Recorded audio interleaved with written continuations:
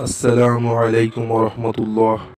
ইবনে ওমর রাদিয়াল্লাহু তাআলা আনহু ও আবু হুরায়রা রাদিয়াল্লাহু তাআলা আনহু উভয়ে নবীজি সাল্লাল্লাহু আলাইহি সাল্লামের বাণী নকল করিয়াছেন যে একজন নারীকে এই কারণে শাস্তি দেয়া হইয়াছিল যে সে একটি বিড়ালকে বাঁধিয়া রাখিয়াছিল, ইহাতে ক্ষুধায় কাতর হইয়া বিড়ালটি মরিয়া গেল। সেই নারী বিড়ালটিকে ছাড়িয়া দেয় নাই, তাহাকে কিছু খাইতেও দেয় নাই। ছাড়িয়া দিলে ভূপৃষ্ঠের অন্য প্রাণী দ্বারা সে নিজের ক্ষুধা নিবারণ করিত। যাহারা জীব জন্তু পালন করে তাহাদের দায়িত্ব বড়ই কঠিন, কেননা জীব জন্তু কথা বলিতে পারে না, নিজেদের প্রয়োজনের বিষয় প্রকাশ করিতে পারে না। এমনটা অবস্থায় তাহাদের পানাহারের বিষয় খোঁজ খবর নেওয়া বিশেষ প্রয়োজন। ইহাতে কৃপণতা করিবার অর্থ হইতেছে নিজেকে আল্লাহর দেয়া আযাবের উপযুক্ত করা। অনেক মানুষের জীব জন্তু পালনের আগ্রহ প্রবল, কিন্তু তাহাদের খাদ্য পানীয়ের জন্য অর্থ ব্যয় করিতে তাহাদের প্রাণ বাহির হইবার উপক্রম হয়। নবী করিম সাল্লাল্লাহু আলাইহি সাল্লাম বিভিন্ন হাদিসে বিভিন্নভাবে বলিয়াছেন যে এই সব জীবের ব্যাপারে তোমরা আল্লাহকে ভয় করো। একদিন নবী করিম সাল্লাল্লাহু আলাইহি সাল্লাম কোথাও যাইতেছিলেন, পথিমধ্যে একটি উট দেখিতে পাইলেন। ক্ষুধায় উটটির পেট কোমরের সহিত লাগিয়া গিয়াছিল।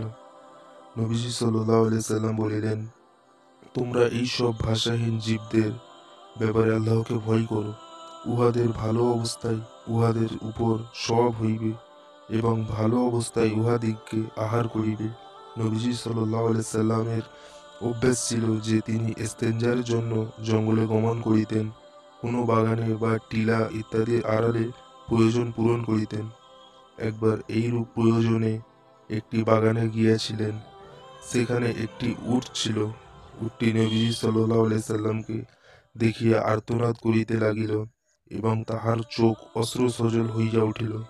নবীজি সাল্লাল্লাহু আলাইহি সাল্লাম উটটির নিকট গিয়া তাহার কানের গোড়ায় আদর করিলেন। ইহাতে উটটি একটি শান্ত হইল। নবীজি সাল্লাল্লাহু আলাইহি সাল্লাম তখন বলিলেন, এই উটটির মালিক কে? একজন আনসারী আগাইয়া আসিয়া বলিল, এটি আমার উট। নবীজি সাল্লাল্লাহু আলাইহি সাল্লাম বলিলেন, যেই আল্লাহ তোমাকে এই উটটির মালিক করিয়েছেন, তুমি তাহাকে ভয় করিতেছ না? তোমার নামে উটটি নালিশ করিতেছে, তুমি তাহাকে ক্ষুধার্ত অবস্থায় রাখো এবং তাহার দ্বারা অধিক কাজ করো। নবী করিম সাল্লাল্লাহু আলাইহি সাল্লাম বলিয়েছেন, মানুষের পাপের জন্য এটাই যথেষ্ট যে তাহার জিম্মায় যাহার রুজি রহিয়াছে তাহা নষ্ট করিয়া দেয়া।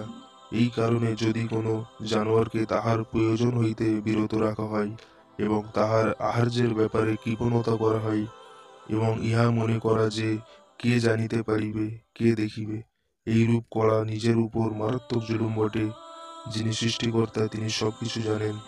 লেখক সব কিছুরই রিপোর্ট লিপিবদ্ধ করেন। যতই গোপন করা হোক না কেন, কিছুই অজানা এবং অলিখিত থাকে না। নিজের প্রয়োজনে